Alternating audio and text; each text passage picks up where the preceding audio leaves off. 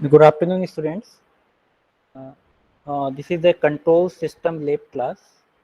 So, in this particular class, we use a software that is very well-known software that is MATLAB, right?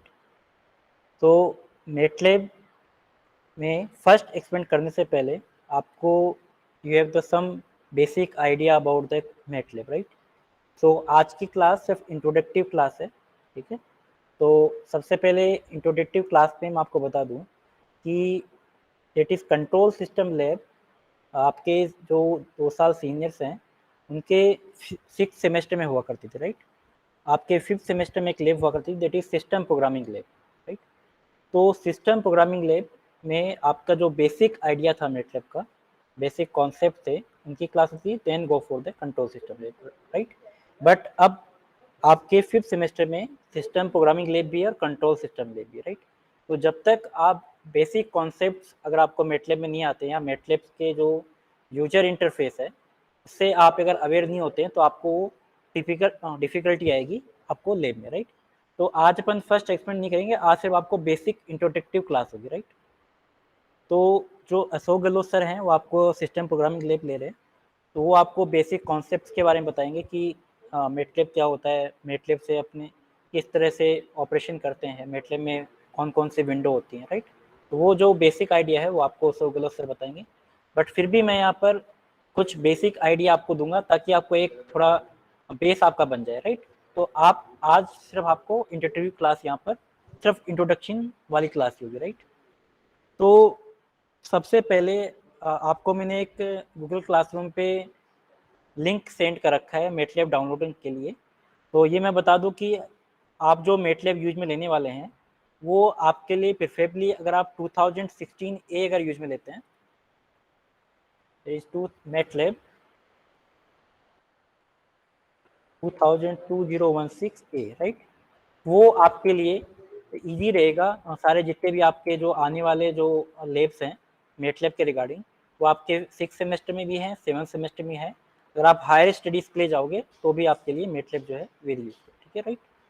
तो सबसे पहले basic concept जो है वो आपको अशोक गहलोत सर बताएंगे।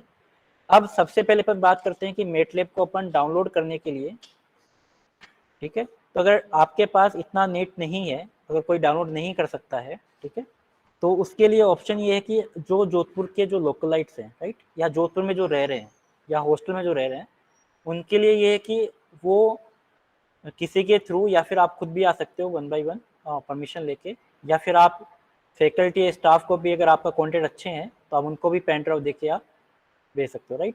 तो मैं आपको वो MATLAB जो है वो प्रोवाइड करा दूंगा, ठीक है? मेरे पास 2016 ए वर्जन है जो MATLAB का है, वो हम आपको प्रोवाइड करा दूंगा। Excuse me sir. Yes yes, बताइए। हेलो। हाँ हाँ, बताइए। हाँ सर, हाँ ये जी। जो अभी हमारे किसी में कोर्स में है या मैटलैब जो।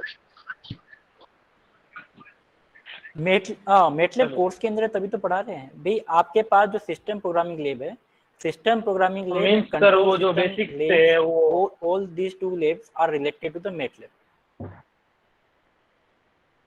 जो ओके MATLAB सर। का बेसिक्स है वो आपके सिस्टम प्रोग्रामिंग लैब में है, मेरे कंट्रोल सिस्टम लैब में नहीं, ठीक है?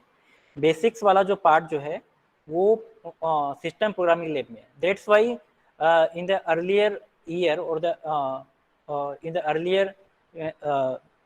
that are students that this particular lab comes after the system programming lab, right? तो सबसे पहले आपको सिस्टम प्रोग्रामिंग लैब से आपको कुछ बेसिक कॉन्सेप्ट आपको पता करने हैं, ठीक है? बट फिर भी आप इससे क्या है कि अवेयर नहीं है अभी, या फिर मुझे पता नहीं है कि आपके सिस्टम प्रोग्रामिंग लैब की में कितना पोर्शन हुआ है बेसिक्स का। तो बेसिक्स वाला पोर्शन जो है वो सर कवर अप करेंगे, ठीक है? उसके बाद में अपन कंट्रोल सिस्टम लैब पे आएंगे, ठीक है? तो आज मैं सिर्फ इंट्रोडक्टिव क्लास ले रहा हूँ, ठीक है? तो क्या आपको कुछ बेसिक आइडिया हो जाएगा, राइट? तो सबसे पहले अपन MATLAB के इंस्टॉलेशन की बात करते हैं, क्योंकि सबसे पहले मुझे ये पता करना है कि आप में से किस किस के पास लैपटॉप या पीसी है। अगर किसके पास लैपटॉप या पीसी है वो यस करके चैट बॉक्स में सेंड कर सकते हैं, ताकि मुझे आइडिया लग जाएगा कि किस किस के पास लैपटॉप और पीसी है।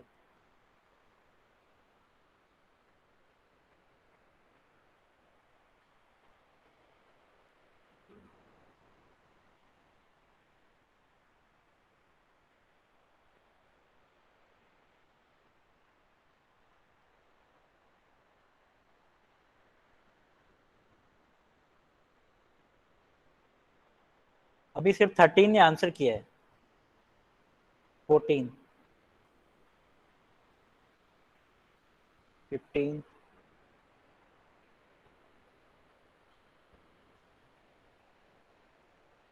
Okay, 15 approx 16। तो मैं मान सकता हूँ कि लगभग 16, अगर अपन 4-5 स्टूडेंट्स और मान ले, 17, 18,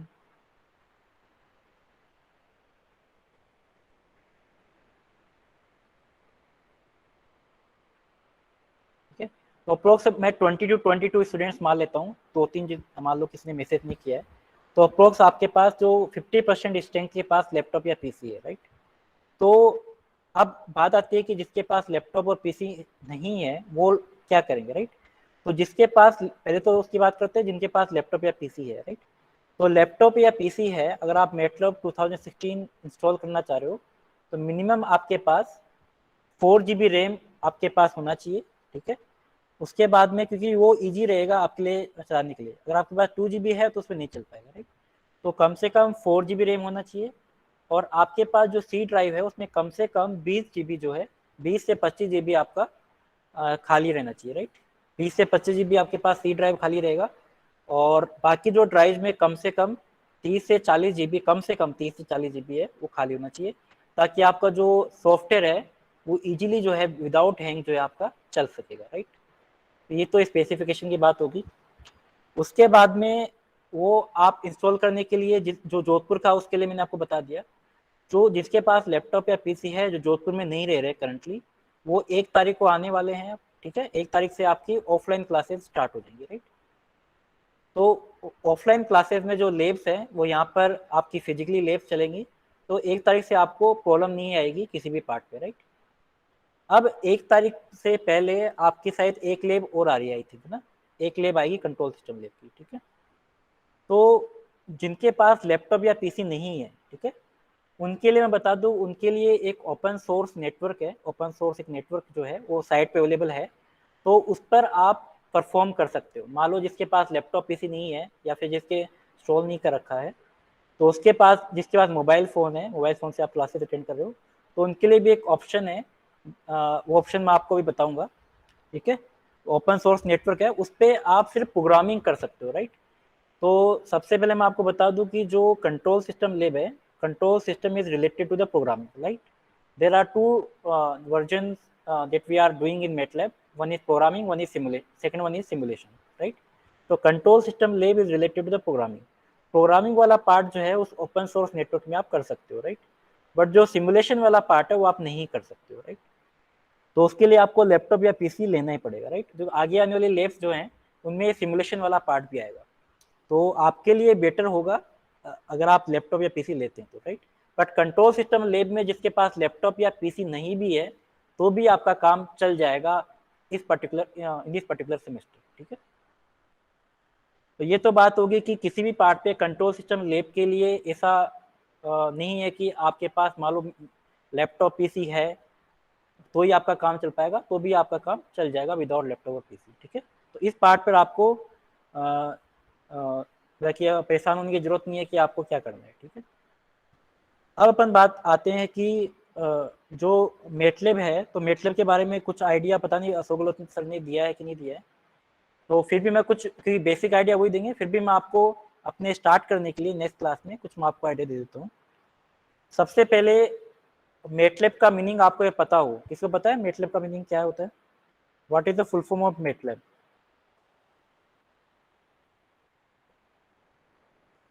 What is the full form of MATLAB?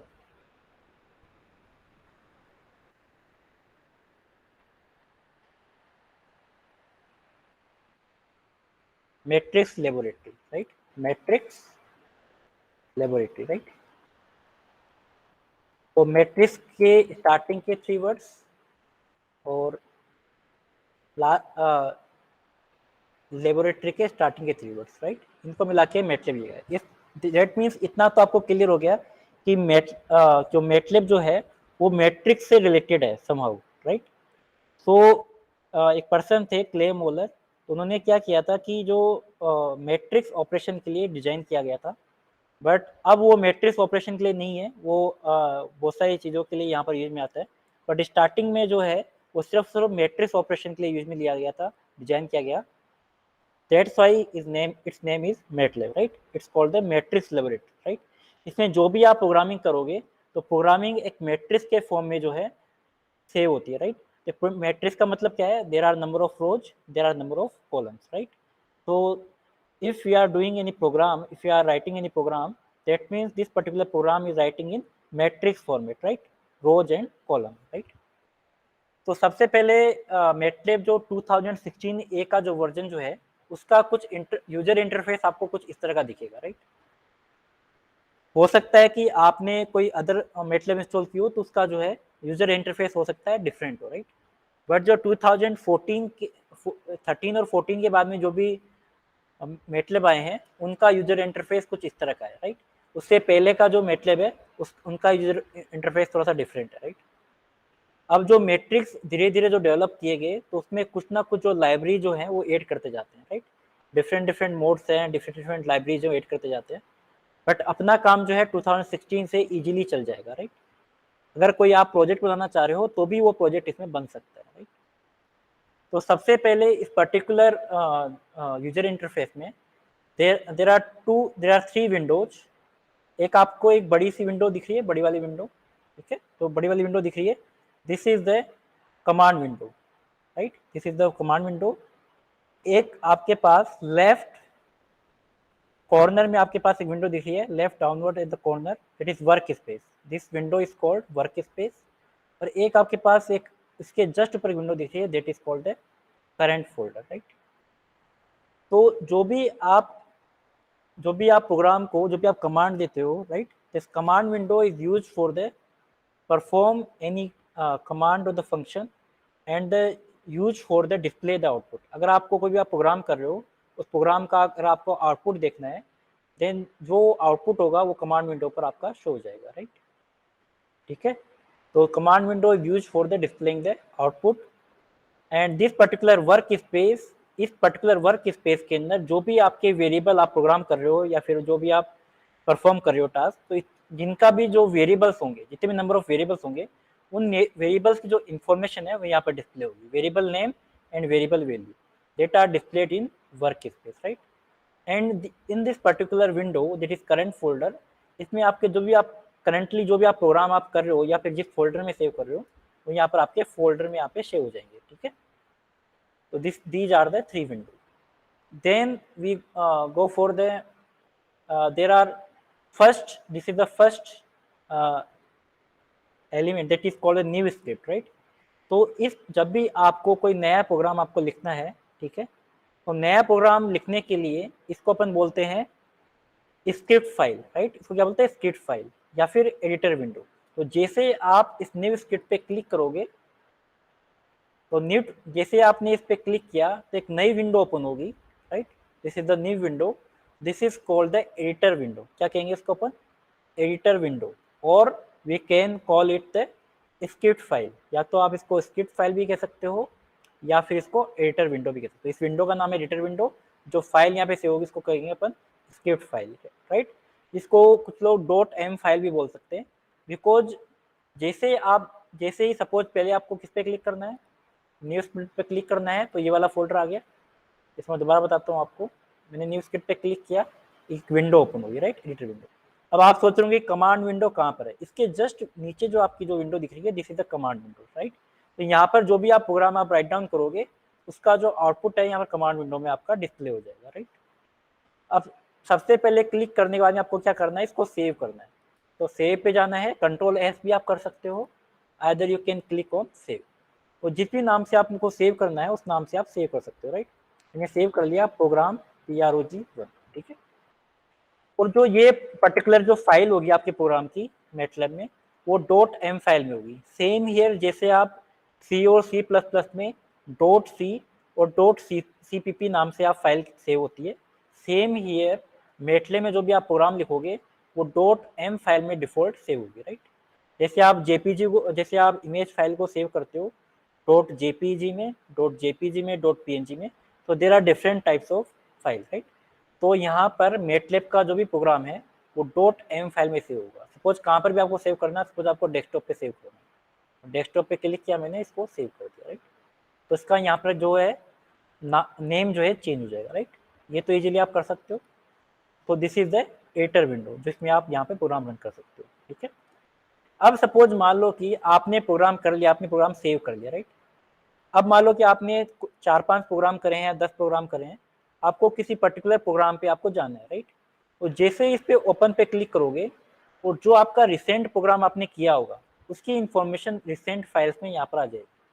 यहाँ पर देखो PROG1 मैंने किया है, तो PROG1 का फाइल आ गई, expand1 की फाइल आ गई, EXP1 की फाइल आ गई।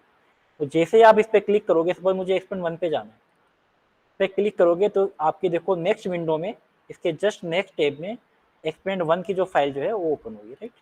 This is the expand1 file. तो यहाँ से आप रिसेंट फाइल को आप एक्सेस कर सकते हो, right. You can click on the open and you can access all these recent file, right.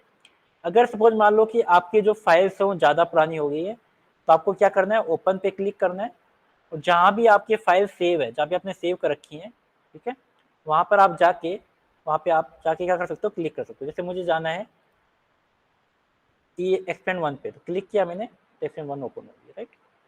तो आपको जो रिसेंट फाइल है वो भी आप यहाँ से क्लिक कर सकते हो डायरेक्टली, और डायरेक्टली जो है और अदर फाइल्स में आप ओपन जाके यहाँ पे को भी फाइल्स को पिकअप कर सकते हो, राइट। दूसरा ऑप्शन ये है कि सपोज आपको न्यू स्क्रिप्ट पे नहीं जाना है, अगर सपोज मान लो इस पे क्लिक नहीं करना है, there is another option, there is new. तो आप चाहो तो इस पे क्लिक कर सकते हो, either you can click on the new script और you can click on the new and click on the script, right. तो दोनों में से आप कोई भी ऑप्शन आप क्लिक कर सकते हो, ठीक है। न्यू स्क्रिप्ट पे जाओगे तो डायरेक्टली आपको मिल जाएगा, और चाहो तो न्यू करके आप स्क्रिप्ट पे भी क्लिक कर सकते हो, राइट। जब भी आप मैटलैब ओपन करोगे तो मैटलैब ओपन करने के बाद में सबसे पहला काम जो आपको करना है, जो मैंने आपको नहीं बताया अभी, तो आप क्या करोगे, लेआउट पे जाओगे। तो ये सबसे पहला काम होता है, क्योंकि कई बार क्या होता है कि आपकी विंडोज गायब हो जाती हैं या विंडोज कुछ छोटी हो जाती हैं या कुछ विंडोज यहाँ पर शो नहीं हो रही है। सबसे पहले आपको क्या करना है, लेआउट पे जाना है, लेआउट को डिफॉल्ट पे सेट कर देना है। मैंने लेआउट पे गया, डिफॉल्ट पे सेट कर दिया। अगर मान लो कोई भी विंडो यहाँ से गायब है या फिर रिमूव हो गई है या आपको शो नहीं हो रही है, तो सबसे पहले मैटलैब ऑन करने के बाद में आपको लेआउट पे जाके डिफॉल्ट पे सेट कर देना है। तो ऑलरेडी ये डिफॉल्ट पे ले आ जाएगा, ठीक है। तो ये इसका डिफॉल्ट यूजर इंटरफेस है मैटलैब के लिए, राइट। अभी तक जो मैंने बताया इसमें किसी को कुछ पूछना है? No sir. सर इसमें काहे की प्रोग्रामिंग होती है सर? किसकी प्रोग्रामिंग होती है? जो भी आप करना चाहो, operation, mathematical, analytical, visualization, you can plot the graph, 2D 3D, any types of program, any types of project you are done. किसी भी से रिलेटेड, सबसे मान लो कि आपको एक डीसी मोटर की डिजाइनिंग करनी है, ठीक है, तो डीसी मोटर की डिजाइनिंग भी आप यहाँ पे कर सकते हो। मान लो आपको कोई नया जैसे आप प्रोजेक्ट बनाते हो ना, प्रोजेक्ट, तो प्रोजेक्ट्स की जो प्रोग्रामिंग होती है वो मैटलैब में होती है। जैसे आप पाइथन में प्रोग्रामिंग करते हो किसी प्रोजेक्ट्स की, इसी तरीके से मैटलैब में होती है। कि मैटलैब में करना थोड़ा इजी रहता है, इसलिए लोग प्रेफर करते हैं मैटलैब, ठीक है ना।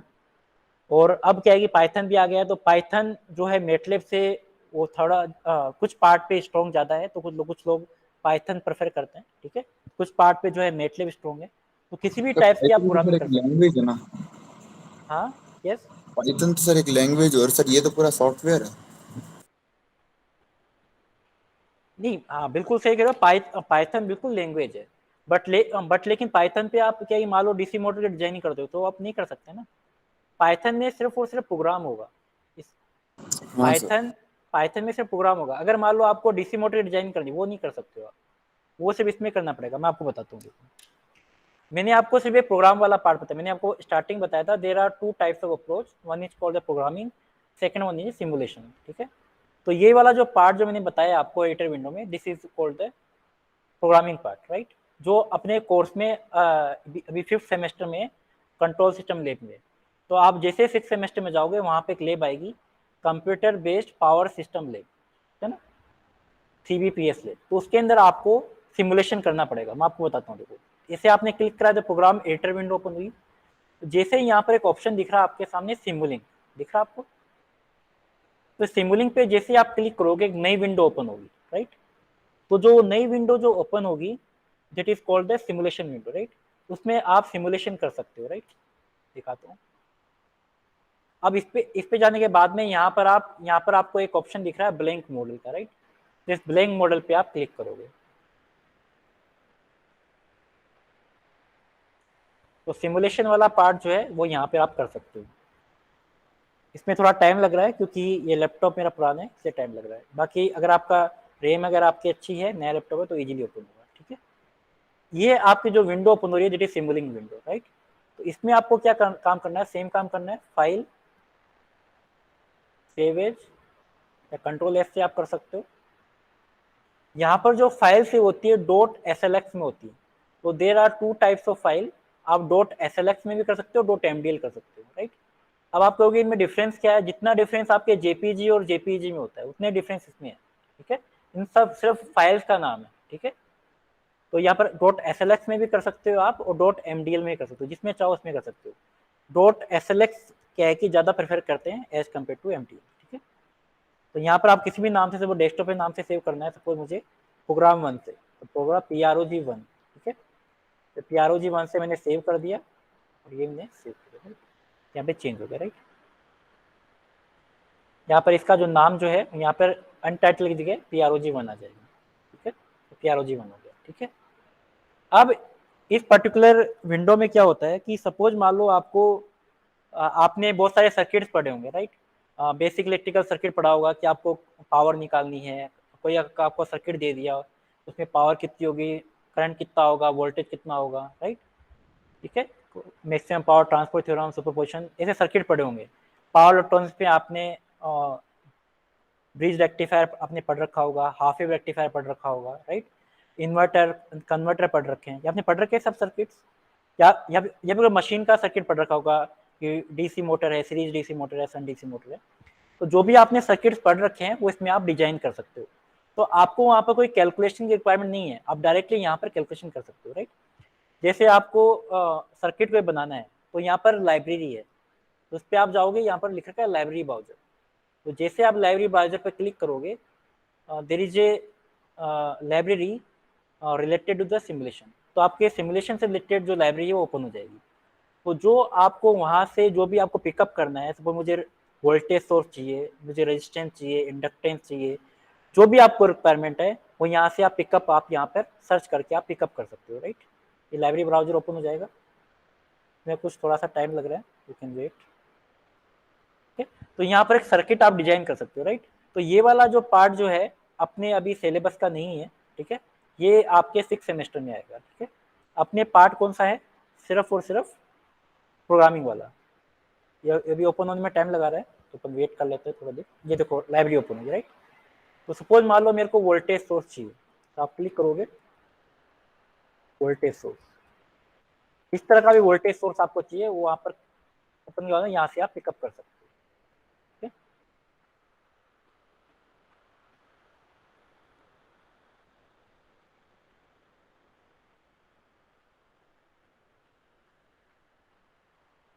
ये इसलिए टाइम लगा रहा है क्योंकि ये थोड़ा सा कहीं लो है, ठीक है।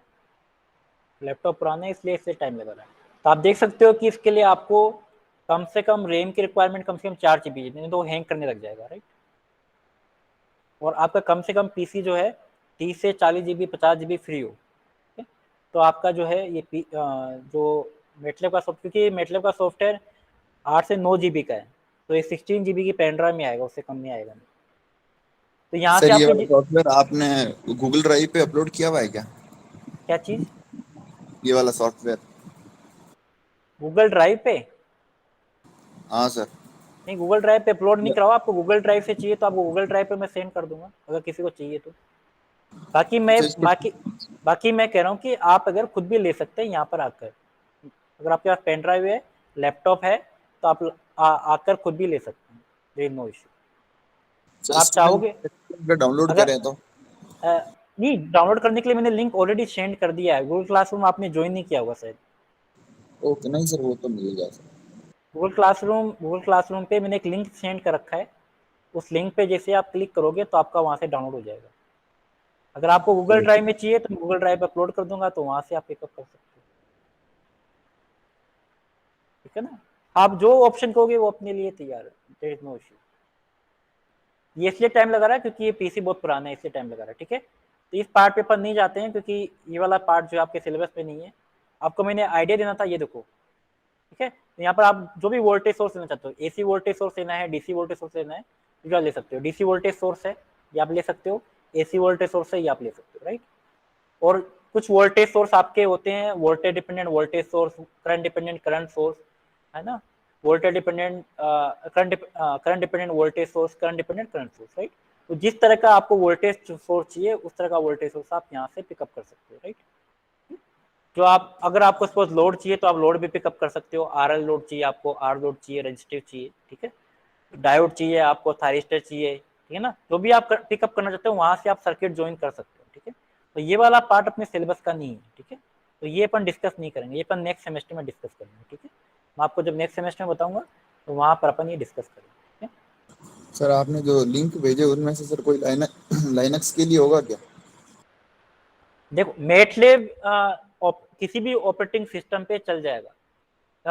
आपको मैं बता दूं कि जो मेटलेब सॉफ्टवेयर है वो इररेस्पेक्टिव ऑफ ऑपरेटिंग सिस्टम है। मतलब आप चाहे उसको लाइनक्स पे यूज में लो, चाहे आपको आईओएस में यूज में लो, चाहे उसको आप विंडोज यूज में लो, या फिर अदर ऑपरेटिंग सिस्टम, तो किसी भी ऑपरेटिंग सिस्टम पे चल जाएगा, ठीक है, irrespective of okay operating system, ठीक है। Thank you sir. ठीक है,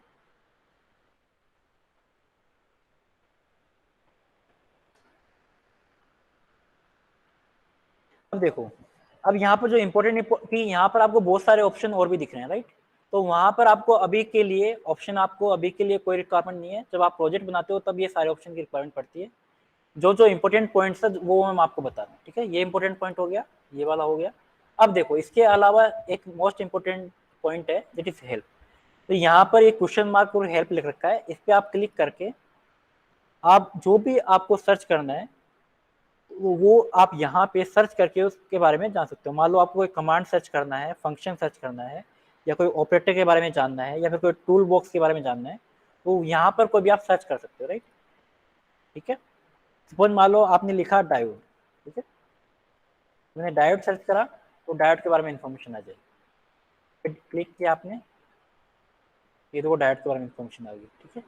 तो जो भी आप सर्च करना चाहते हो वो इन्फॉर्मेशन यहाँ पे आपके पास सर्च हो जाएगी, जो भी आप लेना चाहते हो यहाँ से, ठीक है। किस तरह का सिंबल होगा, क्या इसकी कैरेक्टरिस्टिक्स है, सारी इन्फॉर्मेशन यहाँ पे आ जाएगी, ठीक है। जैसे आपने सर्च किया इंडक्टेंस,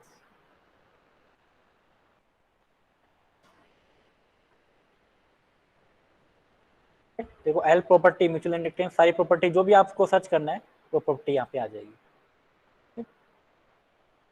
तो इस तरीके से आप जो भी आपको सर्च करना है वो यहाँ से आप डायरेक्टली जो है हेल्प ब्राउजर में जाके आप सर्च कर सकते हो, ठीक है। तो सबसे पहले आपको ये पता चल गया कि सबसे पहले विंडो ओपन करने के बाद में आपको लेआउट पर जाके डिफॉल्ट सेट करना है, डिफॉल्ट मैंने सेट कर दिया, ठीक है। अब अपन जो फाइल सेव होती है वो डॉट एम फाइल में होती है, ये भी आपको पता चल गया। अब अपन क्या करेंगे कि जो भी आप प्रोग्राम करोगे वो एडिटर विंडो में करोगे, राइट। बट कमांड विंडो में कुछ मैं ऑपरेशन आपको बताऊंगा ताकि आपको कुछ क्लियरिटी हो जाएगी किस तरीके से अपन यहाँ पे परफॉर्म करने वाले हैं। तो कुछ बेसिक ऑपरेशन मैं आज बताने वाला हूँ जो आपके आगे जो है सिस्टम प्रोग्रामिंग लैब में भी और अपने कंट्रोल सिस्टम लैब में भी हेल्प होंगे, राइट। तो कुछ मैं यहाँ पे कुछ ऑपरेशन बताऊंगा आपको। तो ये कमांड विंडो आपको यहाँ पर लेटर विजिबल है क्या, ये लेटर विजिबल है, तो फिर इसको अपन बड़ा भी कर सकते हैं, थोड़े कम विजिबल होंगे। तो इसके लिए मैं क्या कर सकता हूँ, इसके लिए अपन एक ऑप्शन होता है यहाँ पे लेआउट पे जाके आप कमांड विंडो ओनली कर सकते हो, ठीक है। तो जैसे मैं command window only pay click करूंगा तो आपकी जो विंडो जो है ओपन होगी, राइट। तो ये आपको एक बड़ी विंडो दिख जाएगी। और इसके बाद में मैं क्या कर सकता हूँ, इसको यहाँ पे जिसका मेनू बार है इसको मैं हटा देता हूँ, ठीक है। अपन इस पे अपन काम करेंगे, ठीक है। तो सबसे पहले कमांड विंडो में मैं कोई वेरिएबल लेता हूँ ए, ठीक है। ए की वैल्यू ले ली सपोज मैंने 4, ठीक है। जैसे मैं एंटर करूंगा ए इक्वल टू 4 पे तो आपके सामने जैसे मैं एंटर करूंगा तो इसकी वैल्यू डिस्प्ले होगी ए इक्वल टू 4। दैट मीन्स ये तो आपका प्रोग्राम हो गया, ये आपका आउटपुट हो गया। तो ए की वैल्यू क्या है, 4 वैल्यू है, राइट। इसका मतलब यहाँ पर ए को 4 वैल्यू असाइन हो चुकी है, राइट, ठीक है। अब सपोज मान लो कि ये मैंने आपको बताया था कि जब भी आप प्रोग्राम आप लिखते हो तो ये मैट्रिक्स फॉर्मेट में होता है, रोज कॉलम में, राइट। जैसे मैंने a = 4 लिखा, तो a क्या है आपका, first row first column, equal to का जो साइन है वो क्या हुआ, फर्स्ट रो सेकंड कॉलम, 4 जो मैंने लिखा इसका मतलब क्या हुआ, first row third column, right. अब जो यहाँ पर a की वैल्यू 4 है, सिर्फ अपन 4 की बात करें तो सिंगल एलिमेंट है, ठीक है। तो सिंगल एलिमेंट का मतलब क्या हुआ कि उसकी साइज क्या होगी, 1 रो और 1 कॉलम, क्योंकि a को असाइन हुई है 4। तो अगर हम 4 सिंगल एलिमेंट की बात करें तो उसका जो है 1 रो और 1 कॉलम यहाँ पे उसकी साइज होगी, राइट। तो किसी भी वेरिएबल की, किसी भी मैट्रिक्स की अगर आपको साइज निकालनी है तो साइज और जिस भी नाम से आपने असाइन कर रखा है उसको आप ब्रैकेट में प्लेस करेंगे, राइट, और एंटर प्रेस करेंगे तो उसकी साइज आ जाएगी, राइट। अब ने जैसे यहाँ पे एंटर प्रेस किया तो आउटपुट क्या है, 1 1 1 1 का मतलब 1 रो और 1 कॉलम। इसका मतलब जो ए को जो असाइन वैल्यू थी 4, इसकी साइज क्या आ गई, 1 क्रॉस 1, यानी 1 रो 1 कॉलम।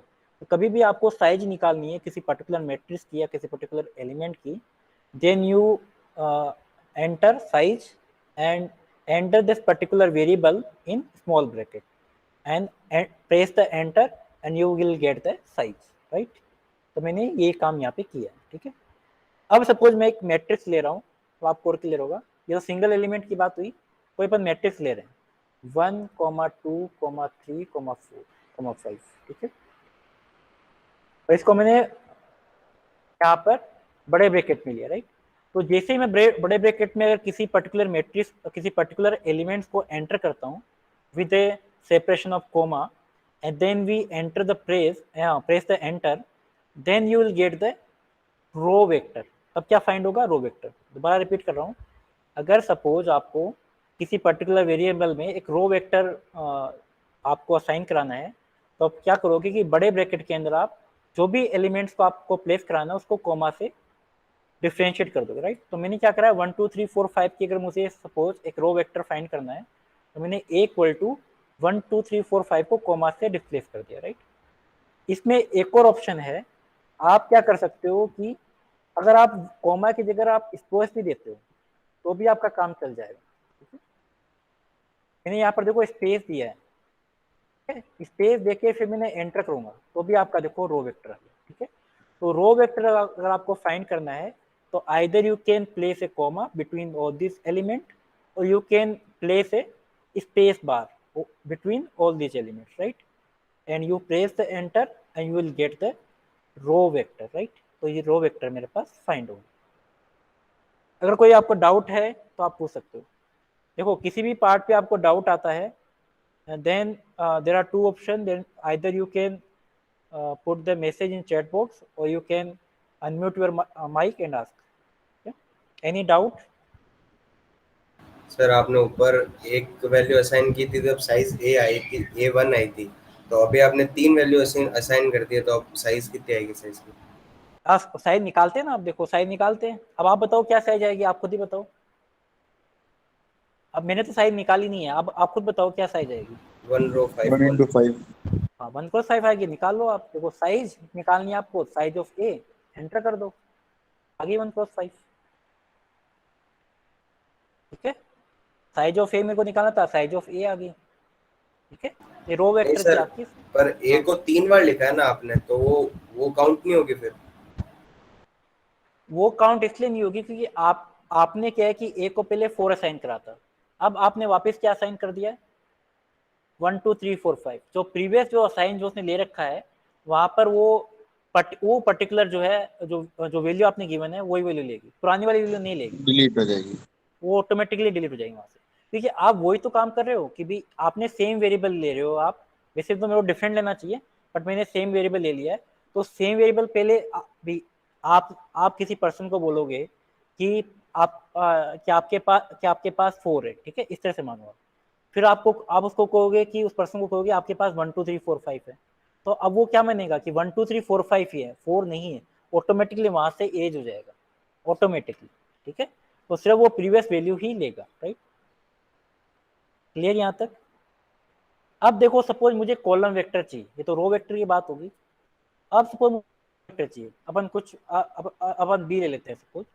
कॉलम वेक्टर चाहिए, तो कॉलम वेक्टर के लिए जैसे रो वेक्टर के लिए आइदर कॉमा और द स्पेस है, कॉलम वेक्टर के लिए अपन यूज में लेते हैं सेमी कॉलम।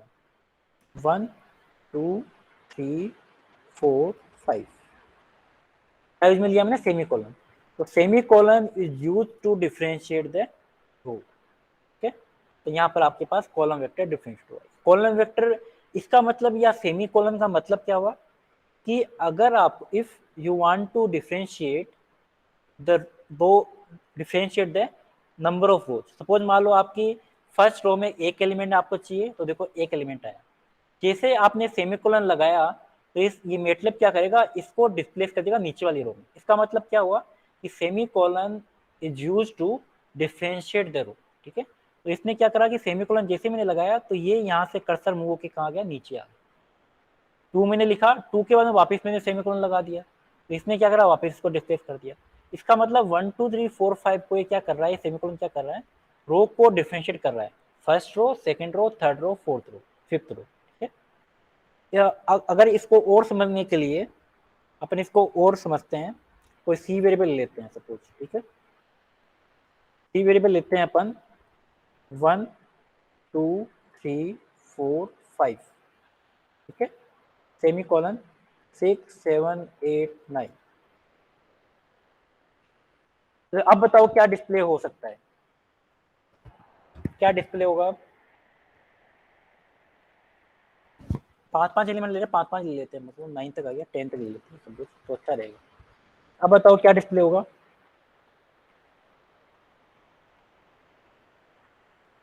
तो बता सकता है माइक अनम्यूट करके कि क्या डिस्प्ले हो सकता है।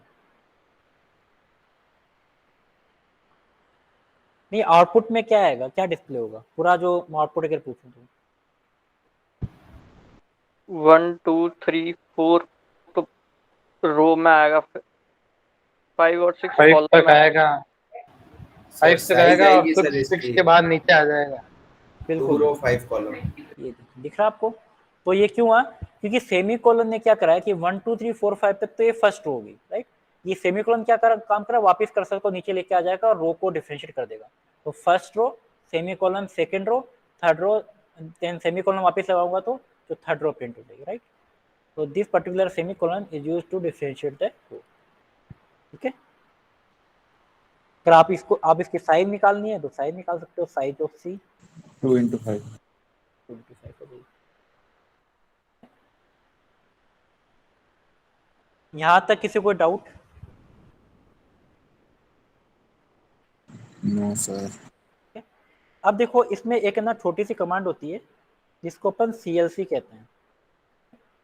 CLC का काम क्या होता है कि जो भी आपने कमांड विंडो पे जो डिस्प्ले हो रहा है उसको सबको इरेज कर देगा। ठीक है, सबको क्या कर देगा, इरेज कर देगा। इसको बोलते हैं कंसोल क्लियर। तो यहाँ पर जो बट ये है कि वेरिएबल को क्लियर नहीं करेगा। किसको क्लियर करेगा, सिर्फ कमांड विंडो पे जो डिस्प्ले हो रहा है उसको क्लियर करेगा, वेरिएबल को क्लियर नहीं करेगा।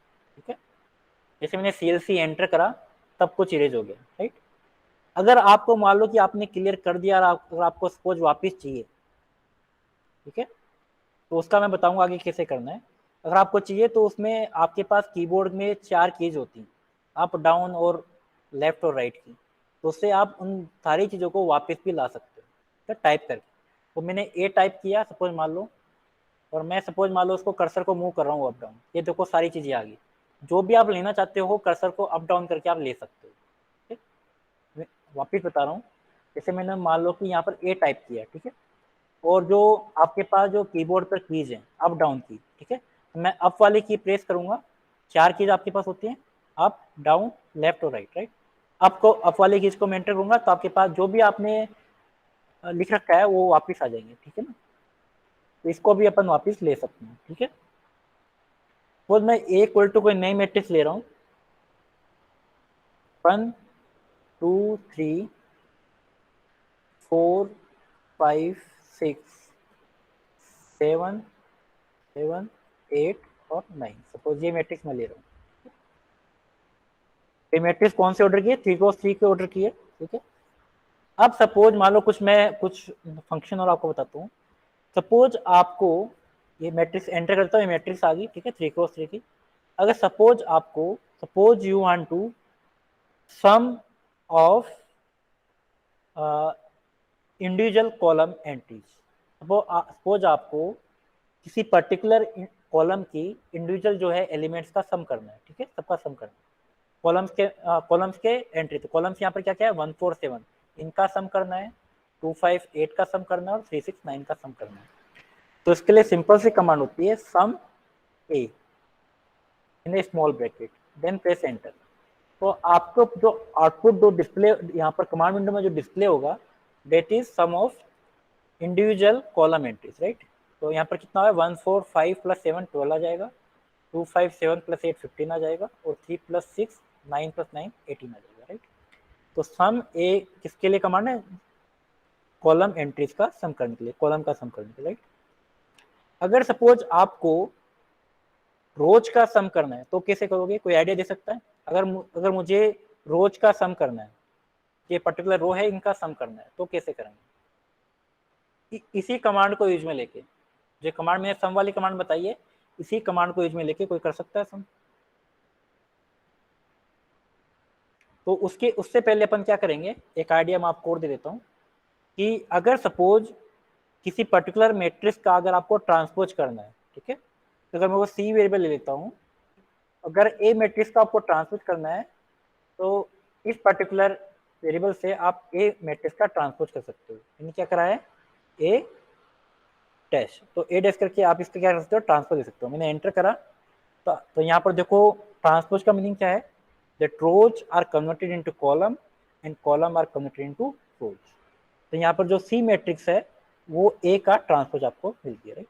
अब आप इसको एंटर कर सकते हो, तो सम ऑफ सी, ठीक है, सम ऑफ सी करोगे तो आपको इसका कॉलम्स का सम मिल जाएगा, राइट, 6 5 12। बट एक्चुअल में ये सम किसका है, इस पर्टिकुलर मैट्रिक्स के रोज का सम है। ये तो मैंने 2 स्टेप में किया है, एक स्टेप में करना है तो क्या करोगे आप, simply some of A dash. तो आपको क्या मिलेगा, अगर मुझे ये बीच वाली स्टेप नहीं करनी है, बीच वाली स्टेप का मतलब मुझे ट्रांसपोज नहीं निकालना है पहले, वापिस सम नहीं करना, मैंने 2 कमांड यूज में ली तब जाके सम आया, तो डायरेक्टली करना है तो आप क्या करोगे, सम ऑफ ए डैश। तो मुझे डायरेक्टली इस पर्टिकुलर मैट्रिक्स के जो रो जो है उनका सम मिलेगा, ठीक है। तो देखो 1 2 3 डायरेक्ट मैंने एक ही कमांड यूज में ली है, सम ऑफ ए डैश। 1 2 3 का सम कितना हो गया, 6, 4 5 6 का कितना हो गया, 15, 7 8 9 का 24। तो आपको इस पर्टिकुलर मैट्रिक्स के रोज के एलिमेंट का आपको सम मिल गया। इसमें किसी को डाउट? No sir. अगर सपोज आपको इस पर्टिकुलर मैट्रिक्स ए के प्रिंसिपल डायगोनल का सम चाहिए, ठीक है, प्रिंसिपल डायगोनल कौन सा होता है, दिस पर्टिकुलर 1 5 और 9, तो उसके लिए कमांड होती है DIAG। मैं आपको ये जो ना सारी कमांड जो है, जैसे वो सर बताएंगे, मैं आपको ना गूगल क्लासरूम पे भेज दूंगा, ठीक है ना। तो आपको सारी कमांड जो है आप ट्राई कर सकते हो, ठीक है। तो DIAG for the sum of principal diagonal elements, ठीक है। तो जैसे मैं डायगोनल ए करूंगा तो जैसे आपके सामने डिस्प्ले क्या होगा, प्रिंसिपल डायगोनल यहाँ पर डिस्प्ले हो जाएगा। मैं सम नहीं कर रहा हूँ, प्रिंसिपल डायगोनल अभी कर रहे हैं, प्रिंसिपल डायगोनल यहाँ पर डिस्प्ले हो जाएगा, ठीक है, डिस्प्ले करने की बात करें। अब अगर सम करना है, प्रिंसिपल डायगोनल के एलिमेंट्स का सम करना है, आप बता सकते हो, अभी मैंने जस्ट बताया। आप सिंपल क्या करोगे, sum of diagonal of sum of diagonal,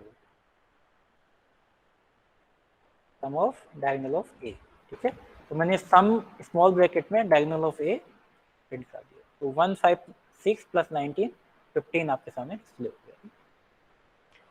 अब सपोज मान लो आपको ऑफ डायगोनल जो होता है उसका सम चाहिए, this is the of diagonal, ठीक है। यहाँ पर अपन क्लियर कर देते हैं तो आपको क्योंकि लंबा हो गया, CLC करके वापस वो मैट्रिक्स ले लेते हैं अपन, मैट्रिक्स वापस ले लेते हैं, ठीक है। अब बताओ, अगर सपोज मान लो आपको ऑफ डायगोनल जो है इनका सम चाहिए, तो आप कैसे कर सकते हो। मैं लिखता हूँ DIAG डायगोनल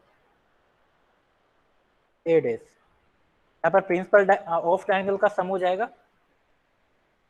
लिखा है डायगोनल ऑफ ए डैश, यहाँ पर सम हो जाएगा ऑफ डायगोनल का, कुशल कह रहा है हो जाएगा। सर सम भी तो आएगा ना आगे। आगे सम भी आएगा, मैं सम की बात ही नहीं कर रहा, मैं तो सिर्फ डिस्प्ले कराने की बात कर रहा हूँ। हाँ हो जाएगा। हो जाएगा, सब रेडी है, हो जाएगा। नहीं होगा, यस सर। नहीं होगा। नहीं क्यों नहीं होगा तो बता सकता है क्यों नहीं होगा, मैं बता रहा हूँ आपको नहीं होगा, क्यों नहीं होगा। ये सिंपल बात है कि डायगोनल ए डैश का मतलब क्या हुआ। अगर आप ए डैश फाइंड करते हो तो डायगोनल के एलिमेंट सेम रहते हैं, चेंज नहीं होते हैं। अगर आप ए का किसी पर्टिकुलर मैट्रिक्स का अगर ट्रांसपोज कर सकते हो तो उसमें आपको बताया जाता है that elements of principal diagonal of diagonals are same, में दीज आर रहेंगे। Not change. ठीक है ना, वो चेंज नहीं होते हैं। तो आपके माइंड में ये आ रहा है तो यहाँ से निकाल देना कि इससे हो जाएगा, इससे नहीं होगा। ठीक है, फिर होगा किससे, उसके लिए कमांड आती है, नहीं, फ्लिप एल आर। फ्लिप करेंगे, किसको करेंगे, एल आर मतलब लेफ्ट टू राइट, समझाने के लिए बताया हूँ। फ्लिप फ्लिप करेंगे जस्ट रिवर्स, कहाँ से, लेफ्ट टू राइट से। ठीक है, इसका मतलब जो थर्ड रो है तो फर्स्ट रो थर्ड रो बन जाएगी, और जो सेकंड रो है वो सेकंड रहेगी, और उसके बाद में जस्ट फ्लिप फ्लिप होगा, तो ये वाली रो ये से बन जाएगी, ये वाली रो ये वाली ये। तो पहले तो अपन फ्लिप करेंगे, कौन से मैट्रिक्स को फ्लिप करेंगे, ए मैट्रिक्स को फ्लिप करेंगे। ये फ्लिप करा मैंने तो फ्लिप होगी। अब फ्लिप के अंदर पहले फिर डायगोनल एलिमेंट्स निकालो, तो क्या करेंगे अपन, अब आप डायरेक्टली कर सकते हो अगर आपको फ्लिप कमांड आती है तो, flip L R of A, वो diagonal element flip L R of A, directly ये पूरी कमांड दोगे। ये अब देखो जो principal diagonal are converted into off diagonal element, और off diagonal element are converted into principal diagonal element. देख सकते हो आप 156 था तो देखो 156 हो गया। ठीक है, 159 था, 159 हो गया।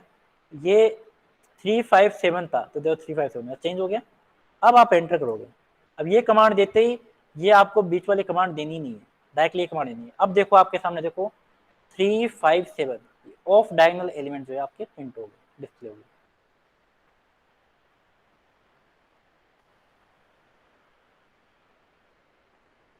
हो गए,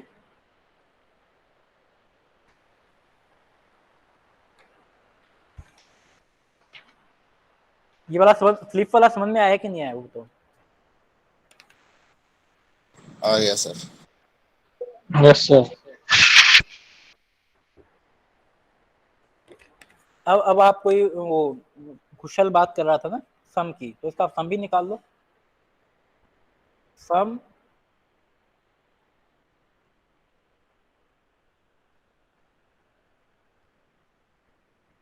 सम निकाल लो आप, सम आ जाएगा। सम आ गया 15, आ गया। ठीक है,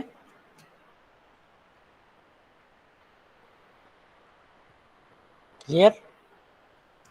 वापस अपन सीएलसी करते हैं, वापस दूसरी यस सर। मैट्रिक्स। ठीक है, सीएलसी करते हैं, वापस मैट्रिक्स ले लेते हैं अपन।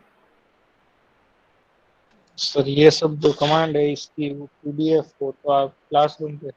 बिल्कुल बिल्कुल, वो उसकी उसकी जो भी कमांड जो है उनकी जो मैं पीडीएफ फाइल बना के आपको गूगल क्लासरूम पे सेंड कर दूंगा। ठीक है, ओके सर। अब उसके बाद में कमांड आती है दैट इज मिनिमम। सपोज मान लो आपको इस पर्टिकुलर मैट्रिक्स में हर कॉलम में आपको मिनिमम जो है नंबर चाहिए। सपोज इस कॉलम में आपको मिनिमम, इस पर्टिकुलर कॉलम में मिनिमम एलिमेंट कौन सा है वाला है, 1 है इस पर्टिकुलर कॉलम में, और इस पर्टिकुलर कॉलम में कौन सा एलिमेंट है, 2 इज द मिनिमम, इस पर्टिकुलर एलिमेंट में 3 इज द मिनिमम, राइट। तो अगर आपको हर कॉलम में आपको मिनिमम चाहिए, एक मिनट में खोला है,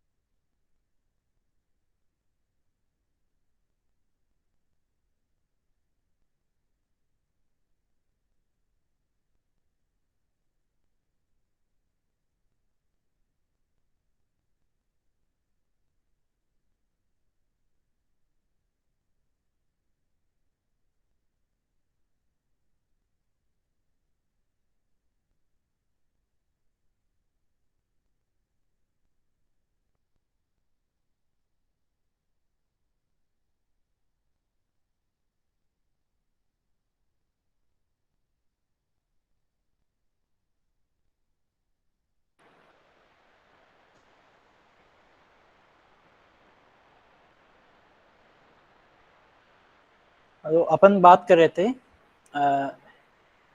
ए मैट्रिक्स मैंने यहाँ पर 3x3 की ले लिए। उसके बाद अपन बात करते हैं minimum elements, right. Minimum elements in this particular individual column, right. तो इस पर्टिकुलर कॉलम में 1 मिनिमम है, इस पर्टिकुलर कॉलम में 2 और इस पर्टिकुलर कॉलम में 3। मिनिमम फाइंड करने के लिए सिंपल कमांड लेंगे min a in small bracket and enter. तो आपको इंडिविजुअल कॉलम में आपको मिनिमम एलिमेंट्स आपको मिल जाएंगे, right. 1 2 and 3, okay, these are the minimum elements, right. अगर सपोज आपको जो एलिमेंट्स यहाँ पर मिले हैं इस पर्टिकुलर एलिमेंट से भी आपको मिनिमम चाहिए, अब क्या करोगे, मिनिमम ऑफ ए। तो इस पर्टिकुलर रो वेक्टर में भी आपको मिनिमम एलिमेंट्स मिल जाएगा। क्या मिलेगा, 1 1 2 3 में क्या मिनिमम है। तो मिनिमम कमांड को इस तरीके से आप यूज में ले सकते हो, राइट। अगर सपोज इस पर्टिकुलर रो वेक्टर में आपको मैक्सिमम एलिमेंट चाहिए, तो मैक्सिमम ऑफ मिनिमम हो तो आप ऑलरेडी आप फाइंड कर चुके हो, मिनिमम ऑफ ए। तो आपको इस पर्टिकुलर रो में क्या मिल जाएगा, मैक्सिमम एलिमेंट मिल जाएगा। कितना मिलेगा, 3। सॉरी सर ब्रैकेट नहीं लगाया, एक ब्रैकेट यहाँ पे अड़ गया। तो इसने देखो, तो यहाँ पर जो ब्रैकेट नहीं लगा तो यहाँ पर जो एरर आपके पास आ गई है, it is input argument of type double, right. तो यहाँ पर इसने जो ब्रैकेट है यहाँ पर कर्सर आपको दिखाएगा, यहाँ पे आपके पास एरर आ चुकी है, दिख रहा आपको। तो यहाँ पर आपके पास एक ब्रैकेट जो है मिसिंग है। 1 मिनट, इसका ब्रैकेट लग जाएगा।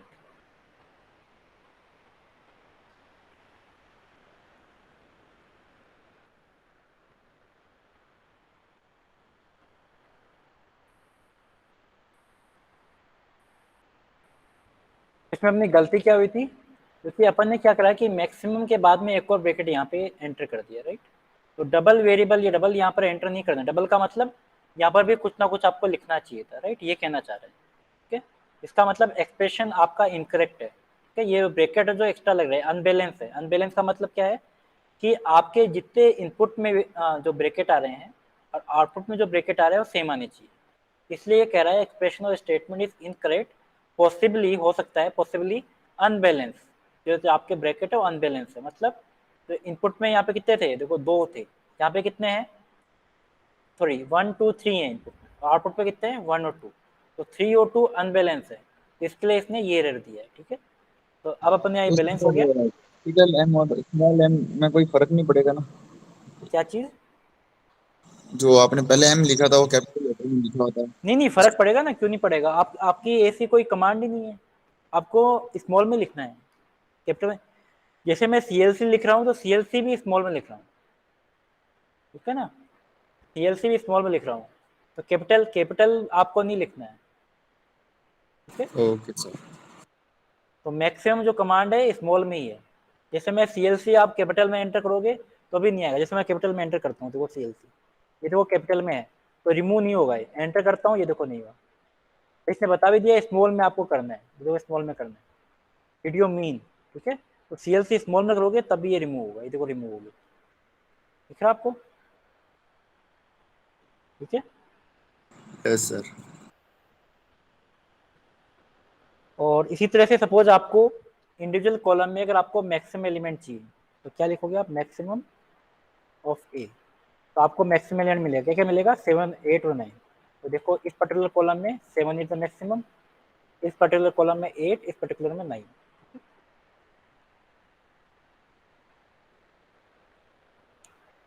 ठीक है। अगर आपको इसमें भी मैक्सिमम चाहिए तो मैक्सिमम ऑफ मैक्सिमम कर दो आप।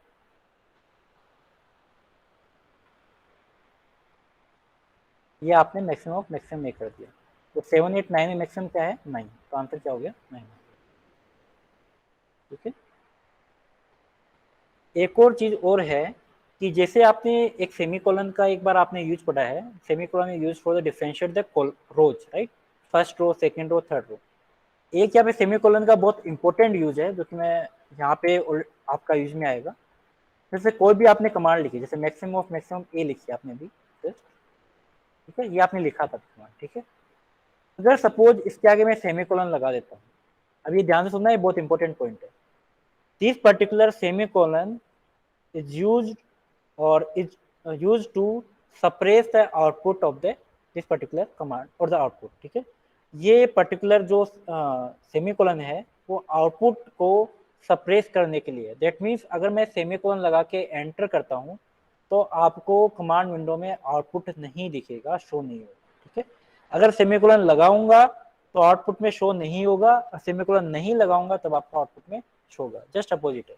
तो जैसे मैंने सेमीकोलन लगाया तो जैसे एंटर होगा ये देखो आउटपुट नहीं मिला है, इसने आउटपुट ले लिया है बट इसने डिस्प्ले नहीं किया है, राइट। या इसने ले लिया, जिसमें एंटर करा इसने ले लिया आउटपुट, बट आपको डिस्प्ले नहीं करेगा, ठीक है।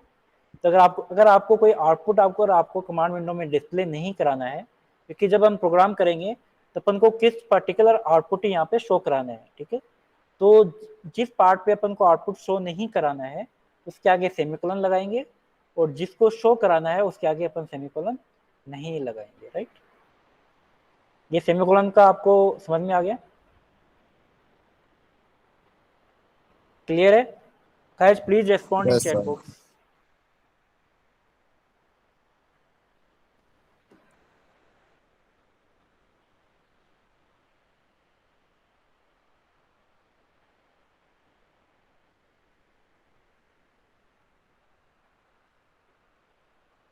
एक इसमें एक ना कमांड होती है,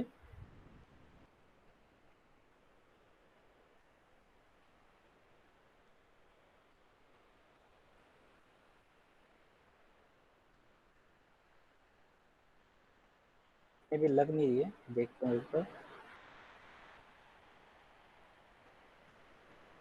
एक इसमें सपोज मान लो कि एक पर्टिकुलर मैट्रिक्स है, अगर आपको कोई पर्टिकुलर मैट्रिक्स में सारे एलिमेंट जीरो चाहिए तो किसी भी वेरिएबल में आप असाइन कर सकते हो। जैसे मान लो कि मैंने लिखा a इक्वल टू, जैसे मान लो a में मैं असाइन कर रहा हूँ, इसके लिए कमांड होती है जीरोज, और जिस भी आपको रोज और कॉलम का मैट्रिक्स चाहिए वो मुझे 3x4 मैट्रिक्स चाहिए, तो 3x4 ऐसा जरूरी थोड़ा ना कि चारों कॉलम और रोज बराबर ही हो। मान लो आपको 3x4 की ऐसी एलिमेंट चाहिए जिसमें सारे जो जीरोज हो, या फिर 4x4 चाहिए, या फिर अदर जो है ऑर्डर हो सकता है मैट्रिक्स का, तो आपको मैट्रिक्स यहाँ पे फाइंड हो जाएगी, ठीक है। इसी तरीके से आपको सपोज कोई जिसमें एलिमेंट सारे एलिमेंट्स 1 हो तो वो भी आप ले सकते हो, b इक्वल टू उसके लिए होता है 1, और जिस भी ऑर्डर का चाहिए, सपोज आपको 4x5 चाहिए या फिर 5x5 चाहिए, तो 5x5 चाहिए, तो आपके सामने डिस्प्ले हो जाएगा, ठीक है। तो ऐसे मैट्रिक्स पे आप डिस्प्ले करा सकते हो जिस पर्टिकुलर मैट्रिक्स में सारे एलिमेंट्स या तो जीरो हो या फिर एक हो। तो जीरो के लिए जीरोज अपन यूज में लेते हैं, और जो स्मॉल ब्रैकेट में जो कॉमा से जो अपन डिफरेंशिएट करेंगे that is number of rose comma number of columns, right. तो इस तरीके से आप डिस्प्ले करा सकते हैं, ठीक है। अगर सपोज किसी मैट्रिक्स में आप इंडिविजुअल एलिमेंट को किसी पर्टिकुलर कांस्टेंट से मल्टीप्लाई करते हो, ये तो आपको पता है कि अगर मान लो एक एलिमेंट से मल्टीप्लाई करता हूँ तो पूरे जो मैट्रिक्स है उससे मल्टीप्लाई हो जाती है, राइट। तो अगर सपोज एक एलिमेंट से आपको मल्टीप्लाई करना है, राइट, तो मैं यहाँ इससे कोई मान लेता हूँ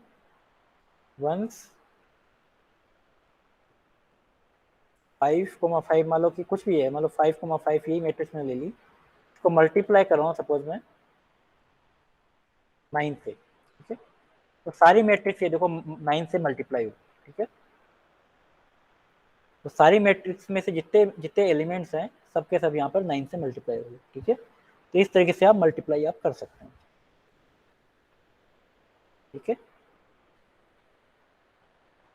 अगर सपोज मान लो कि आपको काउंटिंग लिखनी है कुछ पर्टिकुलर टाइम में, जैसे मान लो कि आपको 1 से स्टार्ट हो के लेके 20 तक काउंटिंग लिखनी है, राइट। तो किसी एक वेरिएबल को आप असाइन कर दो, जैसे मैंने कोई भी नाम ले लिया ए, कुछ भी नाम ले सकते हो, जैसे ए दोबारा आ रहा है तो कोई और नाम भी ले सकते हो, इसको मैंने एफ नाम ले लिया, F equal to,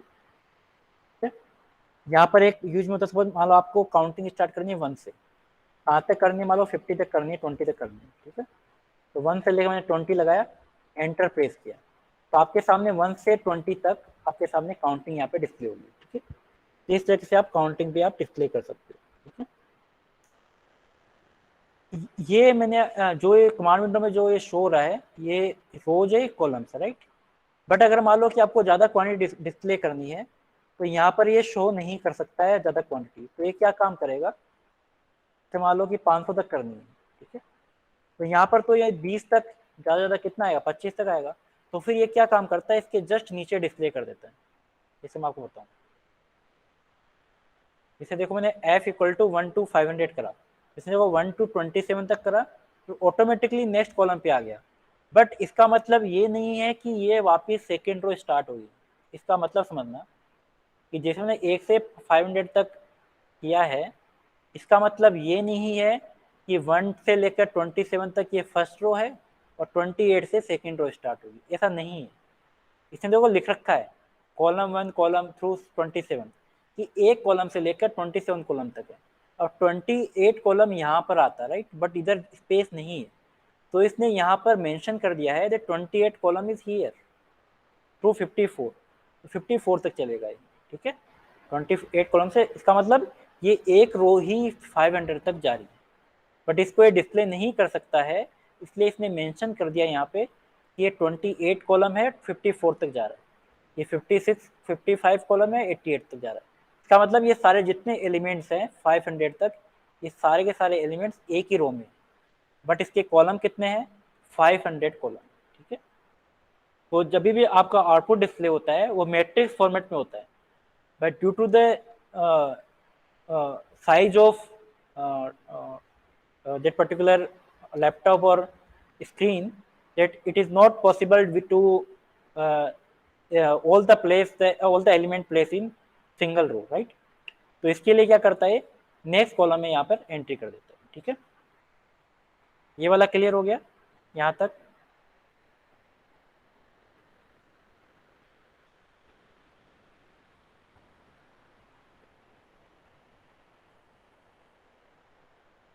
Guys, please respond in chat box.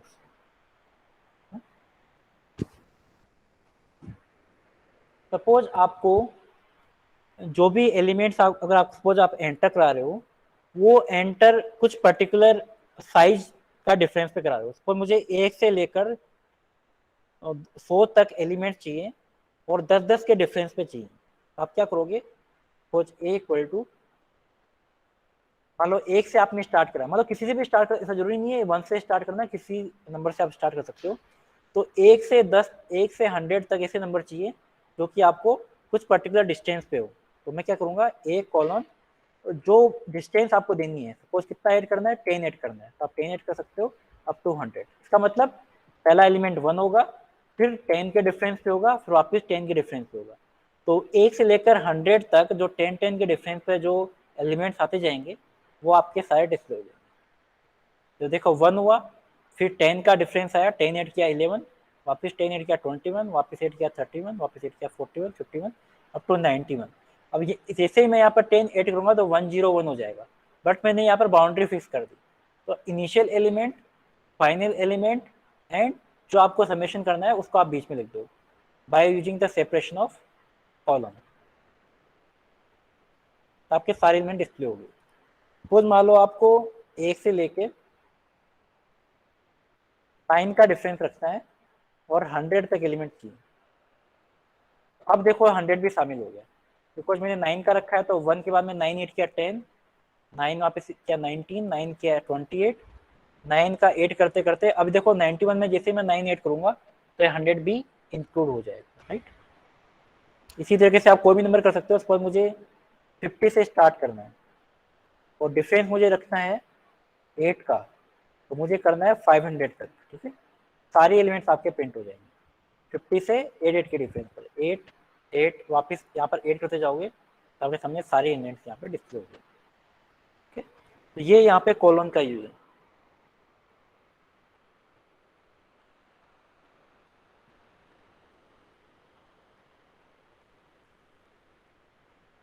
ये क्लियर है।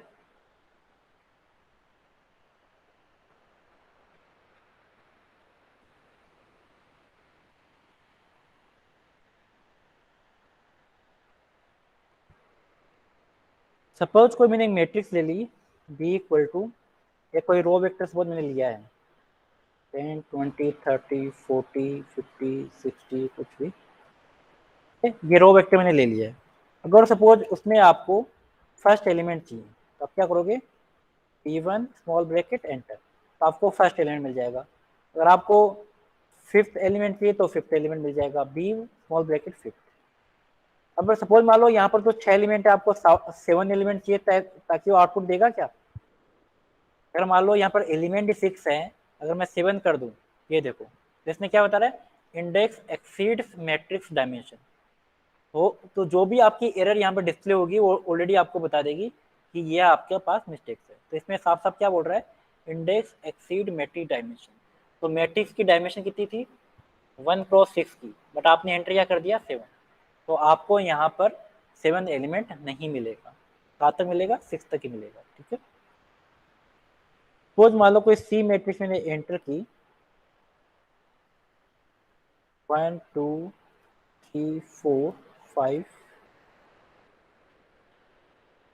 6 7 8 9 10 11 12 13, 5 एलिमेंट ले रहे तो 5 ले लेते हैं, 13 14 15। ये एलिमेंट सपोज मैंने ये मैट्रिक्स ली।